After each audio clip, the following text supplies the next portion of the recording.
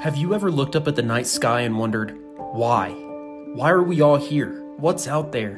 And how does it all work? Well, you're certainly not alone. Hello, everyone, and welcome to The Big Why. I'm just as curious as you are about the universe and everything in it. From the depths of the ocean to the furthest reaches of space, no question is too big, no topic too strange for us.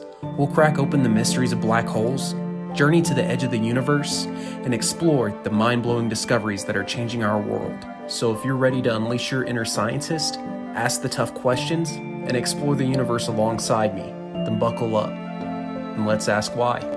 We often celebrate resilience, perseverance, and the unwavering belief in the possibility of victory. But what happens when hope fades, when the weight of adversity seems insurmountable, and the prospect of defeat becomes overwhelming? This is the realm of defeatism, a complex and often stigmatized psychological state that can manifest in individuals, groups, and even entire societies. In this video, we'll delve into the depths of defeatism, exploring its causes, its manifestations, and its potential consequences for our well-being and our ability to overcome challenges. We'll examine the psychological, social, and historical factors that can contribute to a defeatist mindset, and we'll discuss the strategies we can use to combat it and cultivate a more resilient and optimistic outlook. Whether you've struggled with feelings of hopelessness and despair, or simply want to understand the psychological mechanisms that can lead to defeatism, this exploration promises to shed light on an often overlooked aspect of the human experience. And who knows, perhaps by understanding the roots of defeatism, we can find ways to empower ourselves and others to face adversity with courage, resilience, and unwavering hope.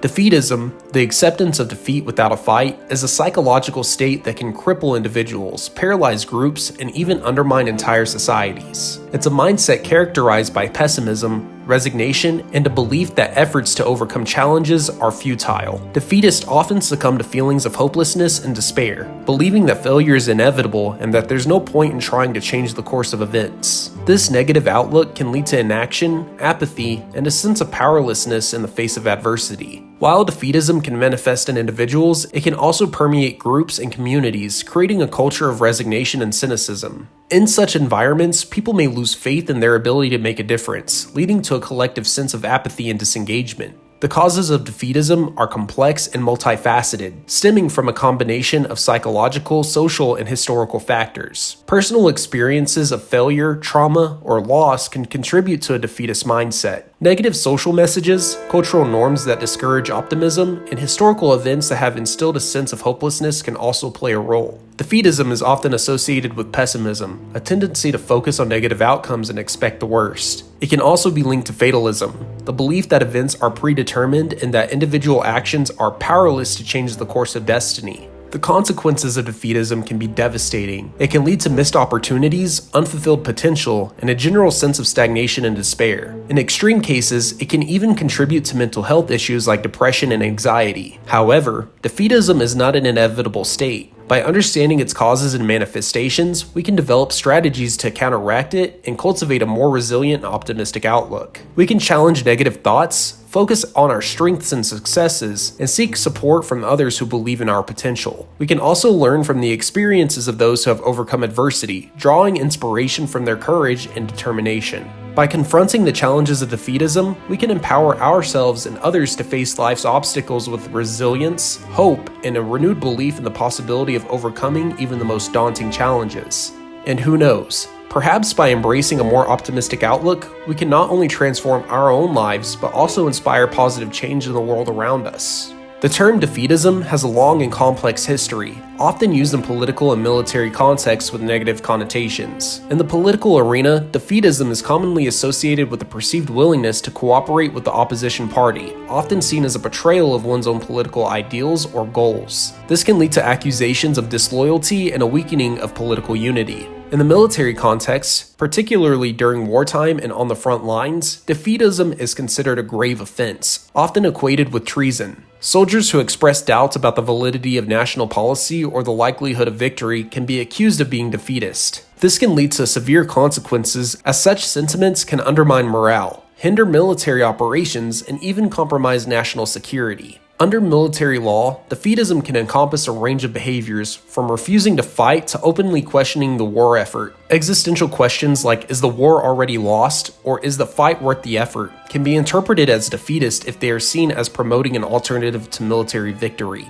The historical use of defeatism in a pejorative label highlights the importance of maintaining a unified front in times of conflict. It also reveals the tension between individual conscience and a collective responsibility, as individuals may grapple with their own doubts and anxieties while facing pressure to conform to the dominant narrative and support the war effort. While the term defeatism has negative connotations, it's important to recognize that questioning the dissent are not always detrimental. In some cases, they can lead to critical reevaluation of strategies, expose flaws in decision-making, and ultimately contribute to a more successful outcome. However, in the context of war and conflict where morale and unity are crucial, defeatism can be seen as a threat to national security and a betrayal of the collective effort. This complex and multifaceted history of the term defeatism reflects the delicate balance between individual freedom of thought and the need for collective action in times of crisis. The concept of defeatism took on a sinister dimension in Nazi Germany, where it became a tool for political repression and control. Following Germany's defeat in World War I, Adolf Hitler and the Nazi Party capitalized on the widespread disillusionment and frustration, blaming the loss on a defeatist mentality that had supposedly undermined the war effort. After the Nazis seized power, Hitler's obsession with denouncing opponents as defeatist intensified. This label was used to silence dissent, discredit political rivals, and create a climate of fear and paranoia. During World War II, Hitler's paranoia reached new heights, leading him to unexpectedly dismiss numerous generals for alleged defeatism, even when their assessments of the military situation were realistic and grounded in evidence. This created a culture of sycophancy and self-censorship among military leaders who felt compelled to present overly optimistic reports to avoid being labeled as defeatist and facing dire consequences.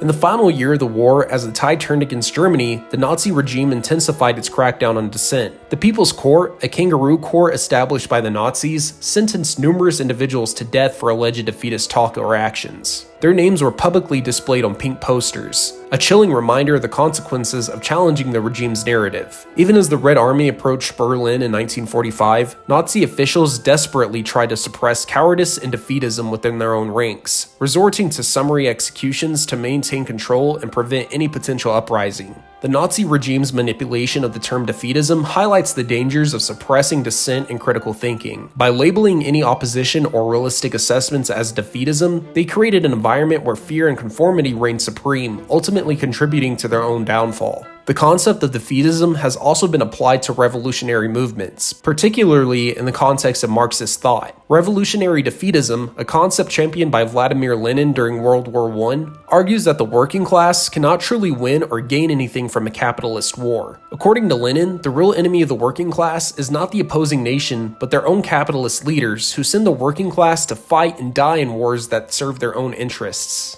He believed that the working class would benefit more from their own nation's defeat, as it could potentially spark a revolution and lead to the overthrow of the capitalist system. Lenin's revolutionary defeatism was a controversial and divisive stance, even within the socialist movement. It has been seen by some as a call for treason and a betrayal of national interests, while others viewed it as a strategic move to advance the cause of the working class. Another example of the debate surrounding defeatism with revolutionary movements can be found in the works of Leon Trotsky. His theory of permanent revolution, which advocated for continuous revolutionary struggle until socialism was achieved globally, was misrepresented by Stalin as defeatist and adventurists. In reality, Trotsky's theory was not about promoting reckless confrontations with capitalist powers, but rather encouraging revolutions in Europe and other parts of the world to create a global socialist movement. This misrepresentation of Trotsky's views highlights the political complexities and ideological struggles within revolutionary movements and the potential for the term defeatism to be used as a weapon to discredit and marginalize dissenting voices. We ventured into the depths of defeatism, exploring its historical roots, its psychological complexities, and its manifestations in various aspects of life. We've examined the dangers of succumbing to despair and the power of hope, resilience, and the unwavering belief in the possibility of overcoming challenges. Defeatism, while a natural human response to adversity, can be a self-fulfilling prophecy, hindering our ability to strive for our goals and achieve our full potential. By understanding its causes and manifestations, we can learn to recognize the signs of defeatism in ourselves and others and take steps to counteract it. If this exploration has resonated with you, I encourage you to delve deeper into the research of resilience, optimism, and the power of the human spirit to overcome adversity. Explore the stories of individuals who have triumphed over seemingly insurmountable challenges and consider how their experiences can inspire and empower you in your own journey. And who knows? Perhaps by embracing a mindset of resilience and unwavering hope, you can become a beacon of positivity and strength for others, inspiring them to overcome their own doubts and fears. The power to triumph over defeat lies within each of us, waiting to be awakened and unleashed. Thank you everyone for watching. My name's the Big Y. Don't forget to drop a like, and if you're new to the Why Not family, a follow. And I'll catch you guys in the next video.